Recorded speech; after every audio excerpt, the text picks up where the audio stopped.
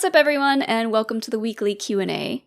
For our first question, Tyler Shepard asks if the Empire would have won if they kept clone troopers instead of transitioning to stormtroopers. I think that's the implication being made. Yeah? Yeah. I mean, well, I think they would have had a better chance. I think their army would have been better and more successful. They wouldn't have necessarily won because, it's still the philosophies behind how they operate aren't up to snuff, but that's why they transitioned in the first place, is because they don't care. Like, their hubris is so high, they're like, we won the war, no one can ever oppose us now. It doesn't matter what our army looks like, as long as it is a symbol of fear and oppression. Yeah. It's like, if there had been like this big stormtrooper uprising, maybe this would be a different answer, but I don't know. And like, I guess if they used clone troopers, they would have killed more people because they would have been a better shot. Yeah, I mean that's kind of the. But no, I don't think having clone troopers would have won them the war. Yeah, I agree with that. I'll clarify. I don't think that if clone troopers had stayed, that end of sentence, the Empire wins. But like, I don't know, maybe just because the whole idea behind the Empire is that right now they don't care. They can't see any world or future where they're going to lose. And they're like, why are we spending this money? We don't need this. Mm-hmm. And they'd rather give the conscripts, the enlisted soldiers, the people who choose to be loyal. Yeah. They're so smug, right. Like they think that building up this loyalty in the troops to have them enlist in their army is going to be better than a genetically enhanced clone. With better training and stuff. And yeah, like they stop caring as much about training. Like, there's so many elite soldiers and units within the Empire, but like this is mostly just down to plot armor and storytelling and everything. But like none of them are as good as the clone troopers were, and that's because they're the antagonists now, and the clone troopers used to be the protagonists. But still, like they just don't care about people. They don't care about their soldiers, and I think that. If they had kept clones, at least the Kaminoans cared a little bit.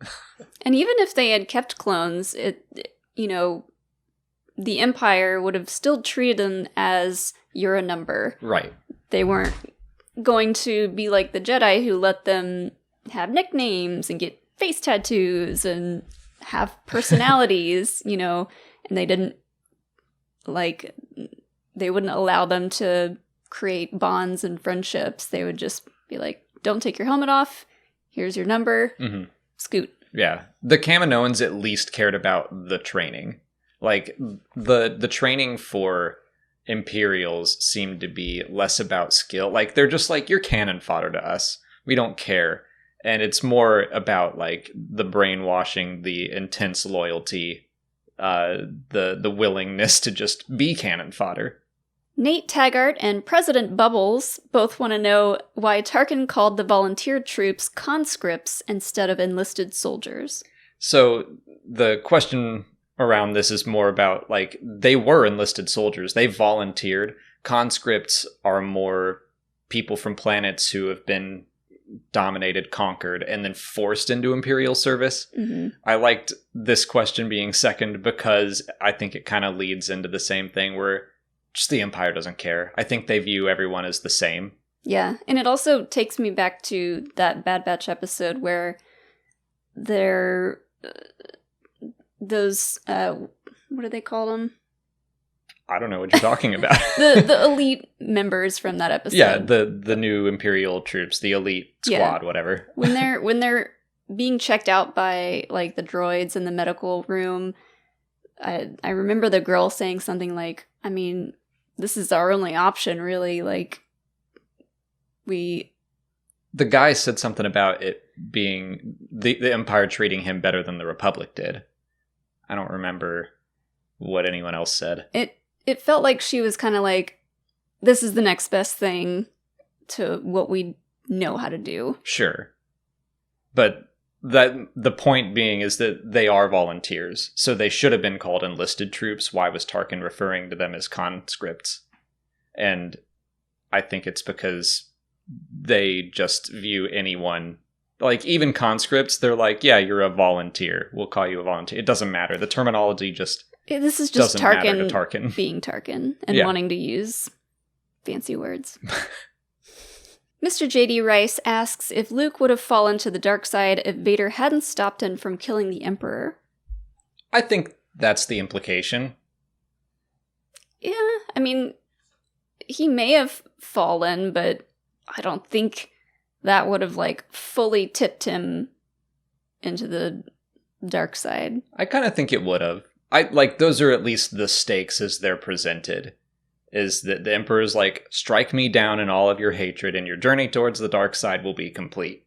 And then Luke goes to do that and Vader stops him. Whether or not it's to save Luke or save the Emperor is up for discussion, but I think that if Luke had gone through with that, like, that was his intent, was to kill the Emperor out of his hatred.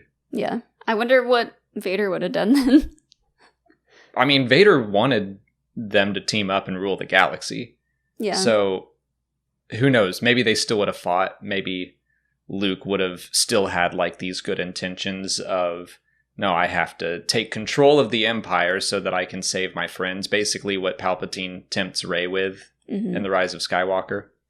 But I don't think there was any real danger of Palpatine dying in that specific moment. Palpatine knew that Vader would stop him, or if Vader didn't, Palpatine probably had something up his sleeve. All kinds of stuff in those sleeves. There's big sleeves. Lots of room. Jack M. wants to know how everyday citizens get around the galaxy. So this is like, does everyone have a ship, or do they take public transport? And I think that is the answer. Most people are required to take, like, public transport, and for that you would need a chain code, which is kind of what we're getting into in the Bad Batch. But yeah, we've seen examples of that in Star Wars Rebels, Attack of the Clones. Like, I think that having a ship was a major luxury. Yeah. And that's why there's so many stories about people who are like, God, I want to get off this planet, but I just can't. Yeah. Yeah, it made me think of an Attack of the Clones when Anakin and Padme travel as refugees, and they're basically on a Greyhound bus, the space version of whatever that is. Exactly. Maybe they have, like, a subway system. I guess that's kind of the equivalent, like a planetary. But in the air, yeah. Right. I mean, there are no tubes, but... Take the T down to the T-ship. L. Yeah. Take the T-ship to Alderaan and then get on the L-ship. And yeah, I think there probably is something like that. Yeah. We know about trains. We're from Atlanta. Our public transport is garbage. That's it for patron questions. If you're a patron and you didn't see your question answered here, just head over to Patreon where we left you a written response. If you're not a patron, you can learn more by following the link in the description. Just $1 a month will get you access to extra Star Wars Explained content like audio commentaries for the films, and we're doing commentaries for the Bad Batch episodes right now. So all of the available episodes are out right now. Well, episode 4 will be out soon, but the first 3 episodes are available right now if you're interested. On to YouTube questions. Dungeon Padawan asks if the unfinished Boba Fett Clone Wars arc could be refitted into the Bad Batch or in the Book of Boba Fett as a flashback. We've talked about this a few times, I feel, but the question got a lot of upvotes, and I don't know if we've talked about it as a potential flashback for the Book of Boba Fett. That would be a long flashback, I think. Yeah. I mean, it would have to be, like, really just glimpses of what happened instead of... I don't think they would do the entire story. And even... I think that... I kind of think it might happen in the Bad Batch at some point. I'd like it to. Because that's not a big adjustment, you know? You're just taking a story that was gonna happen at the end of the Clone Wars, and we're moving it to just after the Clone Wars. Yeah. Like, Boba Fett's still basically the same age. We still get to see Cad Bane. I mean, it'd be cool if we saw a live-action Cad Bane in the Book of Boba Fett, and we did get a little bit of a flashback with just the two of them kind of facing off. I mean, the way Filoni has been handling, like, The Mandalorian, I'm kind of, like, I could see it happening. I don't know how much involvement he's going to have in Book of Boba Fett, but with the way that things have gone, I'm like, I could kind of see that happening. Just a nod to past stories we didn't get to see. Yeah. I mean, he's a little more involved now with his new title. Well, he's had that for apparently 10 months. Yeah. And we just didn't know. Yeah. But still, I'm saying, like, yeah, that could give him reason to sprinkle some little Filoni bits. Sure. in. Filoni sprinkles. Yeah. I think it would fit better in the Bad Batch, personally. Just because it's, already that Clone Wars style. It's so heavily related to the Clone Wars. And I think that it was going to involve, like, Bosk and other bounty hunters, High Singer. So why not swap them out for, like, Fennec Shand and the Bad Batch, who were supposed to be mercenaries at some point? Yeah, that's... I was trying to think of, like, how the Bad Batch would be involved in this, but they could just be kind of the innocent bystander in the situation. Like, they run into trouble with the bounty hunters again, like we just saw with Fennec Shand. It would definitely have to be heavily changed, because that arc would have been all about Boba Fett and Cad Bane. This show is all about the Bad Batch, so it would have to be from their perspective, but I still think we could potentially see a version of that story play out. Diabologist wants to know if Jabba the Hutt could appear in the Kenobi show. Could, sure. I'm not really expecting it. I think it could, yes, definitely. Just because they're on Tatooine, Jabba is kind of the big man in charge. It doesn't, like, it makes sense. I wouldn't be surprised if it happened. They already have the set built. And, like, if people are going to be coming to Tatooine looking for Obi-Wan, like, maybe they go to Jabba first and is like, hey, have you seen this guy hiding around anywhere? It's like, I'm more just, okay, this show seems like it's going to be focused about Obi-Wan and Vader. Like, that'll be the end game. So if that's the case, I just don't know how much time would be spent with Jabba, and if it makes sense to, like, I kind of think if they bring Jabba back, they'd bring him back as a puppet. They could do it CG, but I kind of just have this feeling that, like Yoda, they'd be like, no, we're going old school, puppets, we. And that's exactly how they all sound when they're building puppets. I think that they would have to decide, like, is it worth it for 1 or 2 scenes? Unless they're going to do, like, a solo series where Jabba's going to be around a lot. And then it's kind of like Caleb Doom being in season 7 of the Clone Wars, where it's like, yeah, we'll build him. He'll have a cameo in this thing. And then we'll use him a lot down the line. Yeah. And, if we don't see him, we could just get a mention. Right. That feels very likely. Where it's like, if Jabba sends some thugs after Obi-Wan, because that happened in the comics, so I could see something like that happening. Hans Mork Tophole asks why the Malachor Temple utilizes the Rule of 2 even though it predates the rule's creation. Short answer for me is that there could be, like, a couple of people there, and you just need to do the whole bit. Explain what Ezra and Maul do. Right, so to get into the temple, they have to work together. They have to, like, lift up a stone, and then Ezra holds that up while Maul lifts up another one. And then Ezra can walk under that stone and lift up the next one, and then Maul. So, like, they have this chain of trusting each other to not crush the other person. Mm-hmm. And really, I think it's just that the temple is supposed to be a trial. Like, you're going in to get a treasure, and what's hard for the Sith to do, work together. Like, that's just why they fail so much, is they want to backstab and betray. And so to make them work together, that's the temple's trial. I don't think it has to be like, this is a Rule of 2 thing. It's just a challenge for Sith, period, no matter how many of them there are. Maybe there was 2, and then there was a couple more cheering them on. Right. Like, behind them.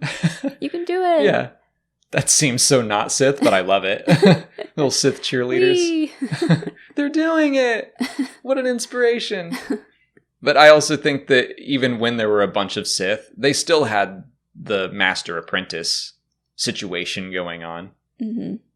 They still probably worked in pairs quite often. They'd probably be more like all those faceless people that we see in Rise of Skywalker, and they'd be like chanting this really scary chant. Oh, that's the cheerleader section? Yeah. Mm-hmm. Guy Quigley wants to know if Gideon's experiments in cloning and the Mandalorian are tied to Palpatine's operations on Exegol, now that we know the work there began before Return of the Jedi. I think that makes it more likely. So recently in the Darth Vader comics, Vader makes it to Exegol, sees like the fleet is being built there, sees that some malformed clones are being created, kind of like we see in The Mandalorian. So I do think that more strongly ties it all together, makes it more likely. Yeah, I think that's what they're hinting at with that whole comic and showing what Vader sees on Exegol. Yeah. Like, I'm still hopeful that The Mandalorian is going to go a route where it's like, no, we're just trying to make Force-sensitive people. We're not trying to clone the Emperor. But, you know, if they go that route, maybe they'll make me like that whole plot more. That's Star Wars is good at that, at like kind of giving you a new appreciation for things after their introduction. Like, okay, I'm on board if that's what you want to do. Yeah, I'll be interested to see how they connect Gideon to the cloning. Like, right. Does he know about Palpatine? Like, or is Kamino still around? The Kaminoans? Hopefully we find out in Season 3.